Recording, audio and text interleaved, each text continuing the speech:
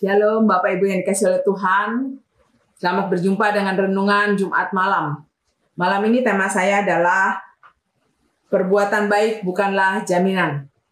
Bapak Ibu berbicara soal perbuatan baik. Beberapa bulan terakhir ini saya bergabung dengan sebuah kelompok atau grup WA yang punya moto selamatkan bumi. Jadi saya itu justru tertarik masuk kelompok ini karena temanya selamatkan bumi, begitu ya. Saya pengen menjadi bagian orang yang menyelamatkan bumi. Gimana sih caranya, gitu ya? Ternyata ketika masuk di dalam grup ini kami diajarkan bagaimana mengolah limbah dapur, limbah organik dapur itu menjadi sesuatu yang berguna dan bermanfaat.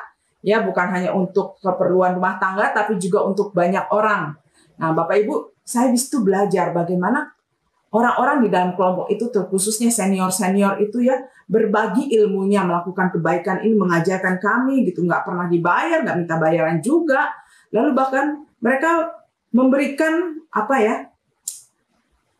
hasilnya gitu, hasil yang namanya EE ini kepada orang-orang yang membutuhkan.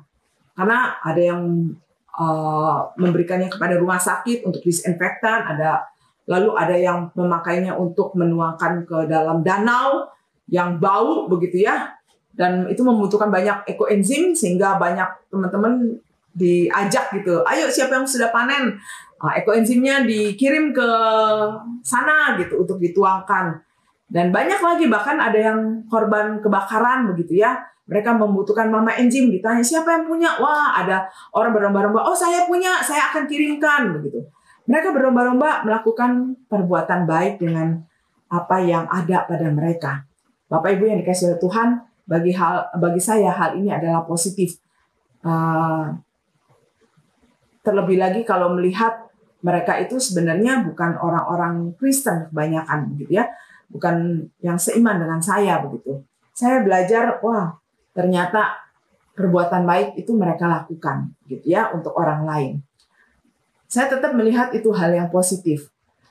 Namun ada juga perbuatan baik yang saya pikir harus dicermati atau dikritisi. Adalah perbuatan baik ketika konsentrasinya adalah self-center atau perbuatan baik itu untuk kepentingan diri. Kenapa bisa kepentingan diri?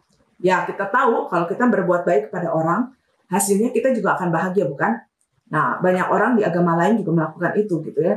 Mereka menganggap itu akan memberikan kita kebahagiaan. Kalau kita fokus pada orang lain, kebahagiaan itu datang kita sebagai akibat gitu. Tapi ada orang lain yang sengaja berbuat baik untuk kenyamanan dirinya. Karena kalau dia tidak berbuat baik, ada sesuatu yang tidak nyaman. Kenapa? Karena pada dasarnya manusia itu berdosa. Kita semua ini berdosa. Kita juga melakukan hal-hal yang tidak baik, begitu ya. Nah, untuk menutupi perasaan tidak nyaman ini, untuk menutupi dosa ini, makanya kita harus melakukan hal-hal baik untuk menutupinya. Itu secara naluri kita bisa seperti itu. Tapi Bapak Ibu yang dikasihi Tuhan, firman Tuhan di dalam Roma 4 ayat 2 dan 3 mengajarkan kita sesuatu yang berbeda. Saya akan membacakan bagi kita semua. Sebab jikalau Abraham dibenarkan karena perbuatannya, maka ia beroleh dasar untuk bermegah. Tetapi tidak di hadapan Allah. Sebab apakah dikatakan nas kitab suci? Lalu percayalah Abraham kepada Tuhan dan Tuhan memperhitungkan hal itu kepadanya sebagai kebenaran. Bapak Ibu yang dikasihi oleh Tuhan, ternyata di dalam firman Tuhan, Rasul Paulus mengajarkan kepada jemaat di Roma, khususnya mungkin kepada banyak orang Yahudi di sana, itu mengingatkan mereka bahwa Abraham, tokoh yang paling mereka hormati, mereka paling kagumi, dan mereka merasa mereka adalah keturunan Abraham, itu tidak pernah dibenarkan oleh karena perbuatannya.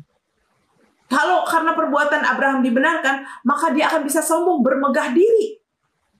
Ya, mungkin akan banyak kita juga bisa merasa bangga di hadapan manusia, tapi tidak di hadapan Allah. Allah tidak pernah membenarkan orang karena perbuatan baiknya.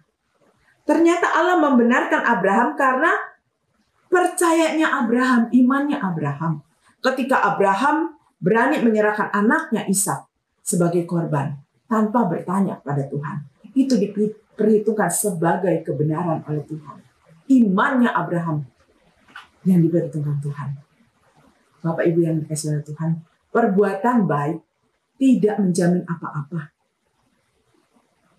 Mungkin akan membuat kita merasa nyaman dan aman, namun palsu kalau kita tidak pernah membereskan yang namanya dosa. Dosa kita itu harus kita bereskan dengan caranya Tuhan. Caranya Tuhan adalah Dia menanggung dosa kita di atas kayu salib. Dengan cara kita mempercayainya Dia sebagai Tuhan dan Juru Selamat kita. Loh, saya kan udah Kristen. Lalu, apalagi yang dibutuhkan? Bapak Ibu yang dikasihi oleh Tuhan, sebagai orang Kristen, kita terus harus mengingat hal ini. Karena kelemahan kita adalah kita seringkali lupa bahwa dosa itu harus dibereskan di hadapan Allah langsung. Bukan digantikan dengan perbuatan baik atau ditutupi dengan perbuatan baik. Saya mendapati dan mengetahui ada banyak, ya mungkin jangan bilang banyak lah ya, beberapa anak Tuhan yang hidupnya masih memegang dosa dan masih melakukan dosa. Tapi juga dia lalu menutupi semuanya itu dengan banyak perbuatan baik, bahkan pelayanan. Bapak Ibu yang dikasihi Tuhan, hal ini tidak boleh terjadi di antara kita. Kita tidak boleh melakukan hal itu, karena firman Tuhan ajarkan kepada kita bahwa perbuatan dosa harus dibereskan, diakui di hadapan Tuhan, bertobat menyesalinya, dan meninggalkannya.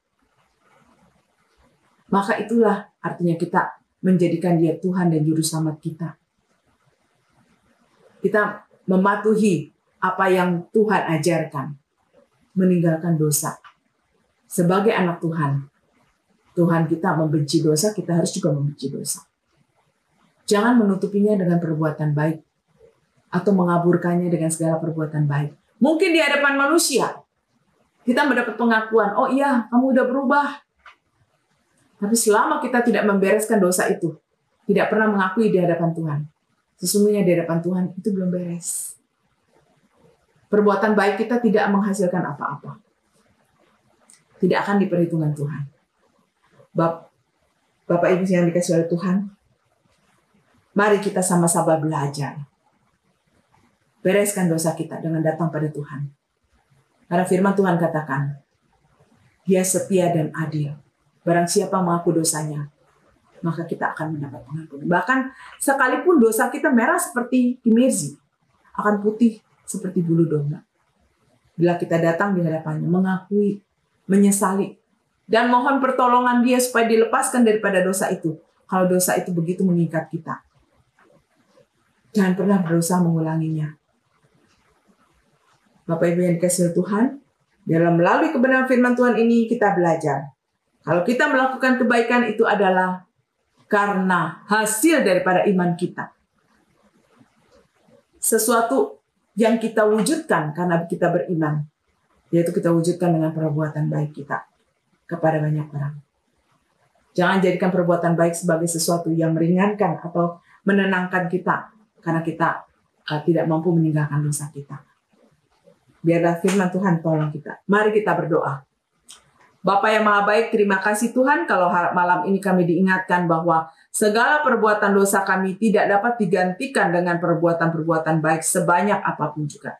Segala perbuatan dan kesalahan atau dosa kami ya Tuhan harus kami bereskan di hadapan Tuhan. Dengan mendapatkan pembenaran daripada Tuhan, maka kami akan merasa tenang dan mampu melakukan perbuatan baik sesuai dengan kebenaran firman Tuhan. Bukan yang berfokus pada diri kami, tapi berfokus pada Engkau. Biarlah perbuatan kami, baik kami itu akan memuliakan Tuhan. Terima kasih Tuhan, sertailah setiap kami anak-anak-Mu. Di dalam nama kami Tuhan Yesus kami berdoa. Amin. Selamat malam, Tuhan berkati.